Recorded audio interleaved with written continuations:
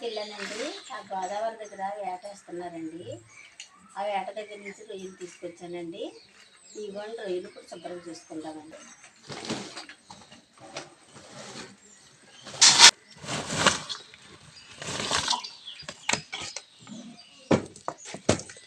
ఇప్పుడు ఈ రొయ్యలను శుభ్రం చేసుకుందామండి.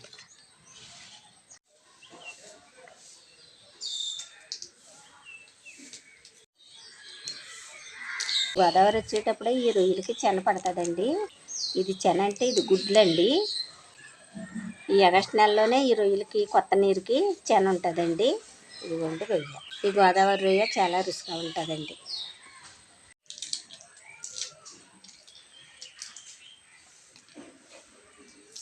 గోదావరి రొయ్యకి కాయలు చూడండి ఎంత ఉన్నాయో.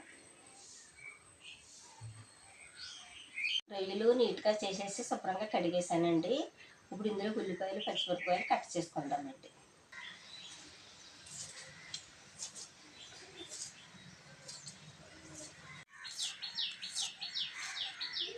ఉల్లిపాయలు ఇలా చిన్న చిన్న ముక్కలు కింద కోసుకోవాలండి.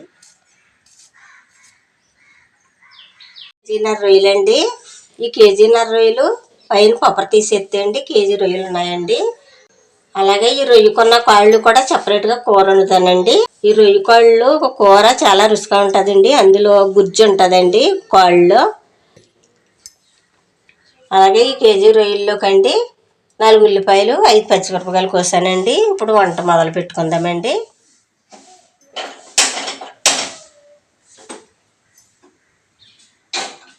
వీటెక్కిందండి. ఇప్పుడు శుభ్రం చేసి పక్కన పెట్టుకున్న రొయ్యలు వేసుకుందామండి.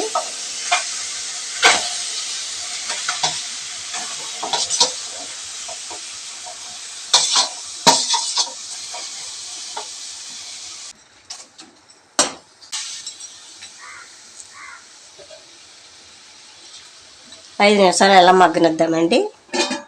మగ్గినయండి. కొంచెం పసుపు వేసుకుందామండి. 1 స్పూన్ పసుపు వేస్తున్నానండి.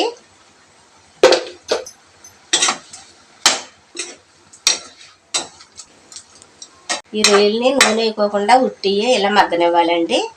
ఈ రొయ్యల నుంచి వచ్చే నీరంతా ఈ రొయ్యలనే పట్టేలాగా మగ్గనివ్వాలండి. ఇలా చేస్తే నీసు వాసన రాకుండా ఉంటుందండి.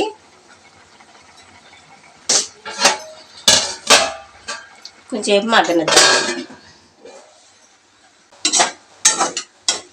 చూడండి దానిలో వచ్చిన నీరంతా శుభ్రంగా రొయ్యలను పట్టేసిందండి. ఇప్పుడు ఇలా పసుపు వేసుకుని వేపుకోవటం వల్ల అండి నీసు వాసన రాదండి కూర. ఇప్పుడు చక్కగా మగ్గిపోయినాయండి. ఇప్పుడు తీసి పక్కన పెట్టుకుందామండి.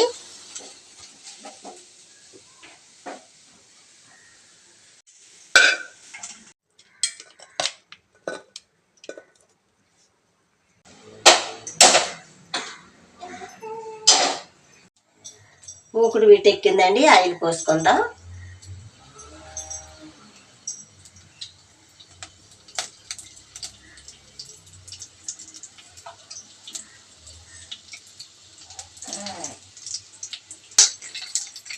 రొయ్యలు వేపుకున్న మూకుడులోనే కూర వండేసుకోవచ్చండి. మళ్ళీ సపరేట్గా మూకుడు ఎట్టుకు అవసరం లేదండి. ఆయిల్ వీటెక్కిందండి. ఇప్పుడు ఉల్లిపాయలు వేసుకుందామండి.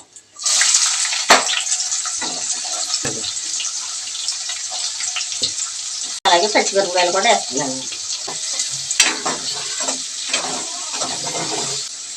ఇప్పుడు ఇలా 5 నిమిషాలు మగ్గనిద్దామండి.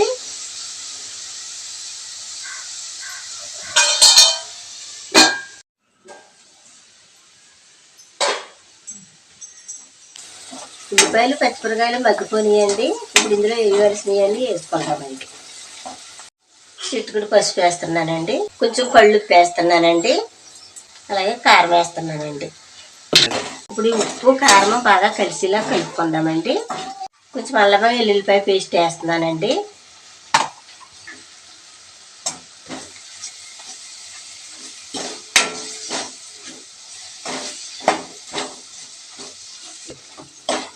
ఇందాక ఫ్రై చేసి పక్కన పెట్టాం కదండి రొయ్యలు. ఇప్పుడు ఆ రొయ్యలు వేసుకుందామండి.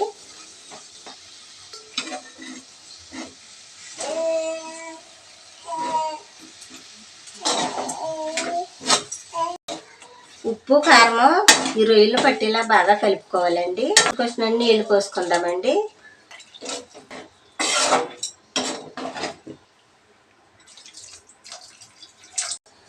ఇప్పుడు ఇలా బాగా మగ్గనిద్దామండి.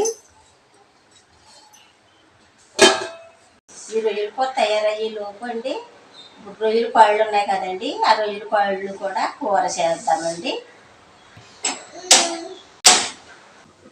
మూగుడు వీటెక్కిందండి. ఇప్పుడు ఆయిల్ పోసుకుందామండి.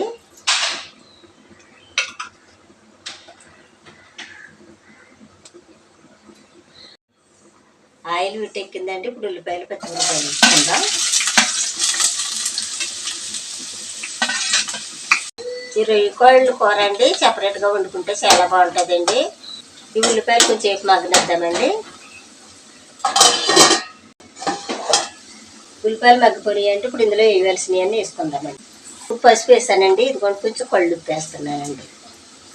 అలాగే చిటికెడు కారం వేస్తున్నానండి. ఇప్పుడు రొయ్యల కాళ్ళు తీసి పక్కన పెట్టాం కదండి, ఇప్పుడు ఈ కాళ్ళు వేసుకుందామండి. ఈ కాళ్ళలోని బ్రిడ్జ్ ఉంటుందండి, ఆ బ్రిడ్జ్ చాలా రుచిగా ఉంటుందండి. ఇలాగే ఉప్పు కారం పట్టేదాకా ఈ రొయ్య కాళ్ళని బాగా తిప్పుకోవాలండి. కొంచెం అల్లం పేస్ట్ వేసుకుందామండి.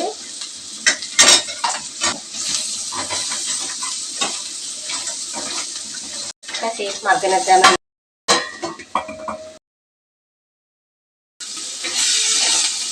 మగ్గిపోయిందండి. ఇందులో పెట్టిన నీళ్ళు పోసుకుందామండి.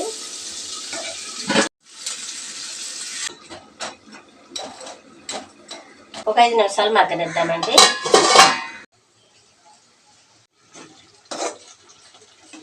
కూర మగ్గిపోయిందండి. ఇప్పుడు ఎల్లుల్లిపాయ జీలకర్ర నూరేసి పక్కన పెట్టానండి. ఇప్పుడు అది వేసుకుందాం.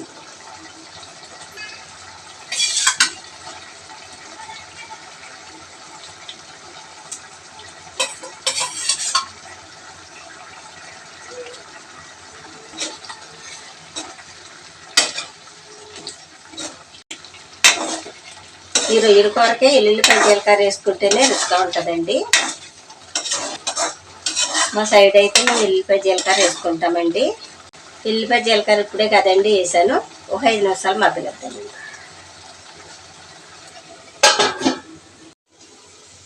రొయ్య కాళ్ళు కూర కూడా రెడీ అయిపోయిందండి. ఇప్పుడు ఎల్లుల్లిపాయ జీలకర్ర పేస్ట్ వేసుకుందామండి.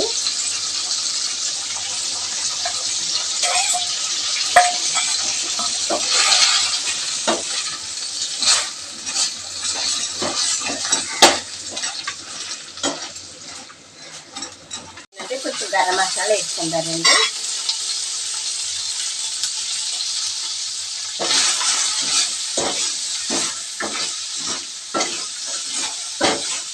ఒక 5 నిమిషాలు మగ్గనిద్దామండి. పచ్చి రొయ్యల కూర రెడీ అయిపోయిందండి. ఇప్పుడు కొంచెం కొత్తిమీర వేసుకొని దింపేసుకుందామండి.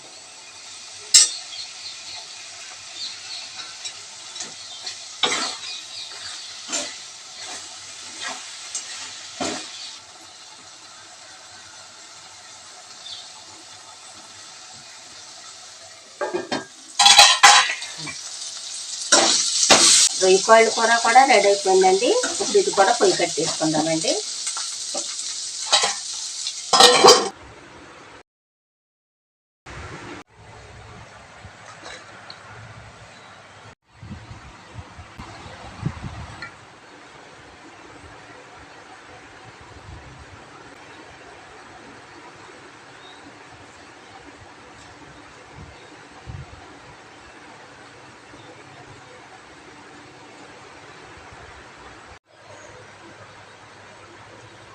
రొయ్య చాలా బాగా ఉడికిందండి.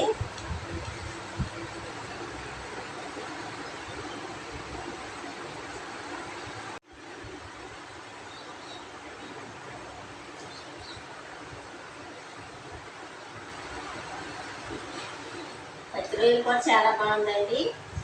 రొయ్య కాళ్ళు కూర కూడా చాలా బాగుందండి. అందులోకి గోదావరి రొయ్య కాదండి, చాలా రుచిగా ఉందండి. మా వీడియో కనుక నచ్చితే లైక్ చేయండి. మరో వంటలో మళ్ళీ కలుసుకుందాం. Bye bye.